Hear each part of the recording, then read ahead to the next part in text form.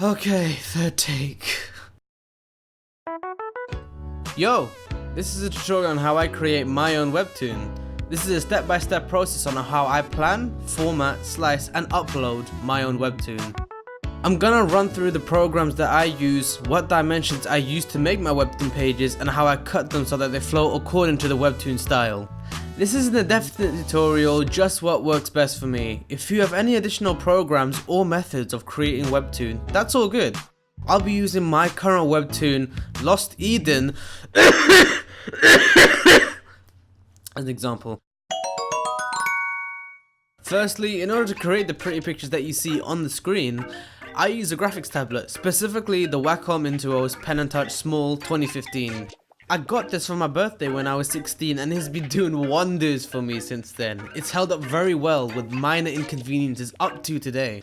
For people wanting to dive into the digital art scene or simply create art as a hobby, I highly recommend the Intuos line. With a small price tag ranging from £50 to £60 or $60 to $80, it's worth every penny. Even if you don't have a graphics tablet, who's to say you can't create webcomics traditionally? The official Webtoon YouTube channel have recently made a similar video to this and they touched upon this topic, so I suggest going to check that out as well. The link to that video will be in the description.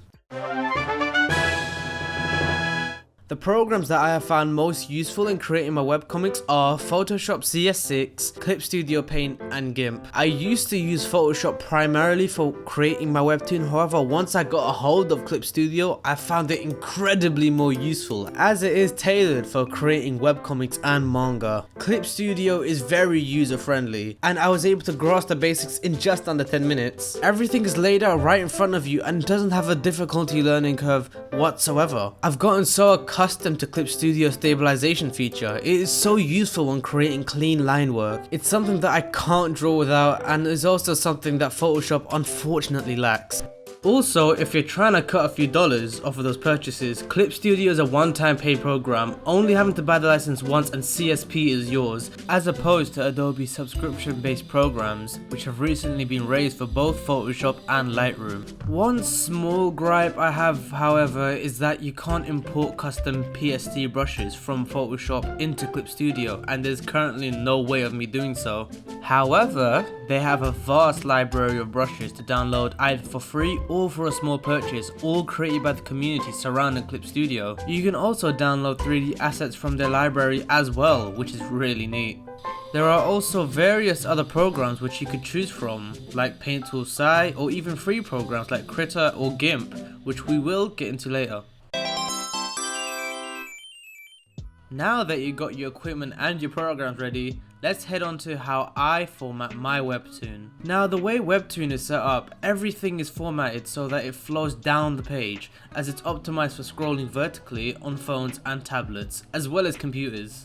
It's very important that you keep up that constant flow throughout your pages. Now I know that the limit for uploading a page on Webtoon is 1280 by 800 pixels, which as you guessed would be kinda hard to make a page's flow from the outset, which is why I personally like to create a large page consisting of 10 pages within a canvas. Since the height of a page is 1280 pixels, just simply times by 10 and the height of your canvas now should be 12,800 pixels. Now it's much easier to make your webcomic flow from top to bottom.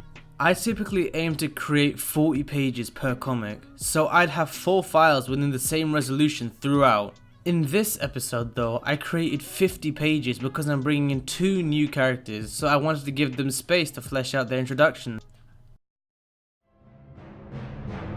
Now that we've set up all our files, I can give you an in-depth tutorial about my never-before secrets on how I came to find my art style and how you guys can make breathtaking art in under a day.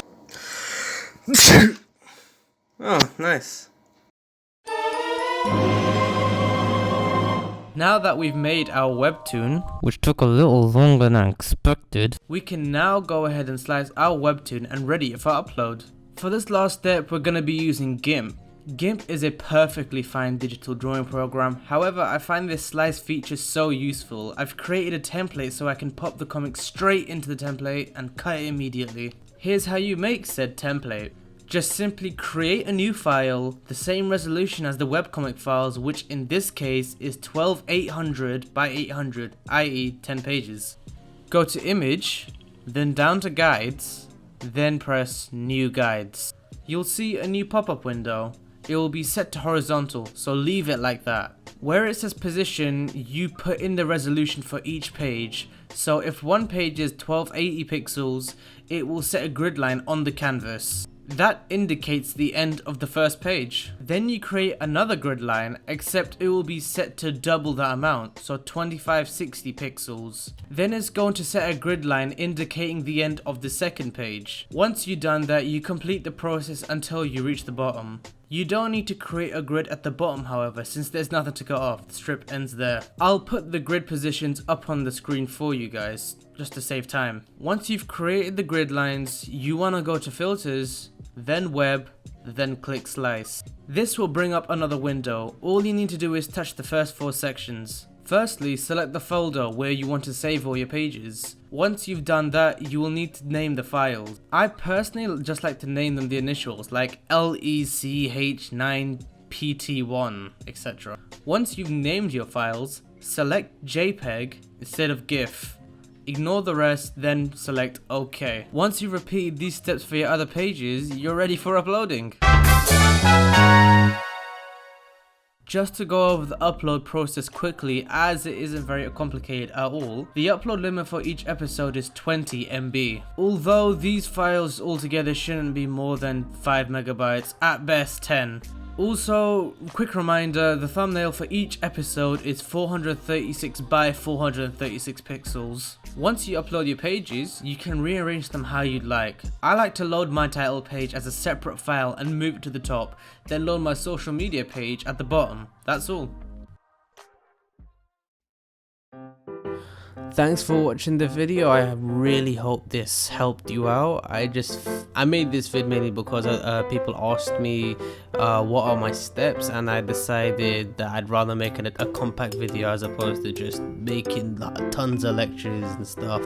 Also, can you guys tell how subtle I've been with my plug?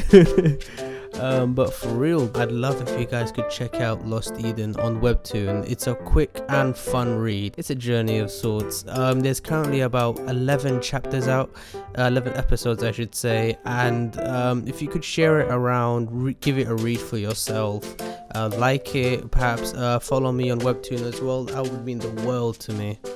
Also, one last thing, if you want to interact with me personally, I'm always active on my social medias, especially my Discord server. You can contact me directly as well as talk to other like-minded people. Link for that will be in the description. How if you do join, please do not interact with the Mudebo. You'll be starting enemies. I beg you, just do not use the Mudebo in any sort of